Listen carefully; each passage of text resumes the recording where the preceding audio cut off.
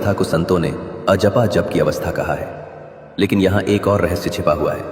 अगर सांस ही माला है और हर सांस में कोई सूक्ष्म ध्वनि चल रही है, तो फिर प्राचीन संतों ने विशेष रूप से राम नाम को इतना महत्व क्यों दिया? क्यों अनेक संतों ने कहा कि कलयुग में सबसे सरल और शक्तिशाली साधना राम नाम का स्मरण है? क्या इसके पीछे केवल भक्ति का कारण है, या इसके पीछे कोई और गहरा आध्यात्मिक रहस्य भी छिपा हुआ है? क्योंकि कुछ प्राचीन ग्रंथों और संतों के वचनों में एक संकेत मिलता है, एक ऐसा संकेत जो बताता है कि राम नाम केवल एक शब्द नहीं बल्कि चेतना की एक अवस्था है। और जब कोई साधक इस अवस्था को समझ लेता है, तब उसके लिए साधना का मार्ग बिल्कुल बदल जाता है। कुछ संतों और योगियों ने इस विषय में एक अत्यंत सूक्ष्म बात कही है। उन्होंने कहा कि राम नाम केवल एक शब्द नहीं है बल्कि दो शक्तियों का संगम है, रा और म। रा को कई संतों ने जीवन की अग्नि, चेतना और ऊर्जा का प्रतीक माना है। ये वही शक्ति है जो मनुष्य को जीवित रखती है, जो उसके भीतर गति पैदा करती है, जो उसके जीवन को आगे बढ़ाती है।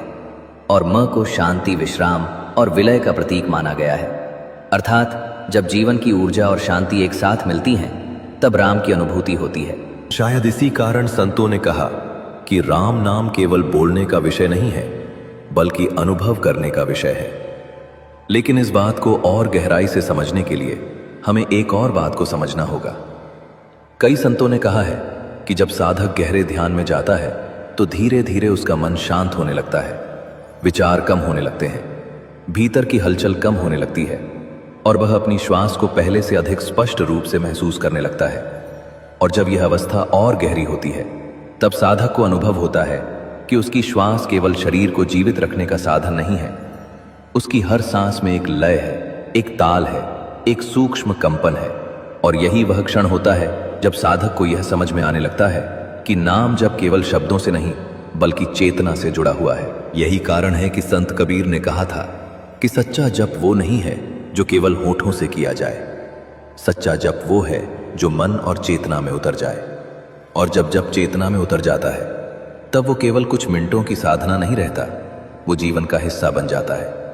तब साधक केवल माला के समय ही जप नहीं करता, उसकी हर सांस, हर क्षण, हर पल साधना बन जाता है। लेकिन यहाँ एक और गहरी बात समझने की आवश्यकता है।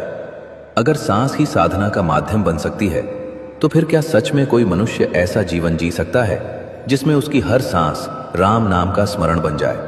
क्या ये केवल पुरानी बातें हैं, या वास्तव में कोई साधक इस अवस्था को अनुभव कर सकता है? क्योंकि कुछ योगियों ने कहा है कि जब मनुष्य अपनी सांस के साथ नाम को जोड़ देता है, तब साधना का मार्ग बहुत सरल हो जाता है। तब उसे बार बार मन को रोकने की आवश्यकता नहीं पड़ती। सांस स्वयं उसे वर्तमान में वापस ले आती है। और शायद इसी कारण संतों ने कहा कि जब तक सांस चल रही है तब तक नाम का द्वार खुला है, क्योंकि जिस दिन सांस रुक जाती है उसी दिन संसार भी छूट जाता है। और शायद यही कारण है कि अनेक संतों ने अंतिम समय में भी केवल एक ही बात कही, नाम स्मरण। क्योंकि सांस और नाम का संबंध समझ लेने के बाद साधना केवल एक अभ्यास नहीं रहती, वो जीवन का स्वभाव बन जाती है। और शायद यही वह रहस्य है जिसे समझकर प्राचीन ऋषियों ने कहा था कि मनुष्य को ईश्वर से मिलने के लिए कहीं बाहर जाने की आवश्यकता नहीं है, क्योंकि संभव है कि वह मार्ग पहले से ही उसके भीतर मौजूद हो। और शायद वो मार्ग उसकी हर सांस में छिपा हुआ है। जब मनुष्य ये समझ लेता है कि उसकी हर सांस एक अवसर है, हर सांस एक नया क्षण है और हर सांस उसे चेतना की ओर ले जा सकती है, तब उसकी दृष्टि बदलने लगती है। तब वो केवल सांस नहीं लेता, वो उसे महसूस करने लगता है।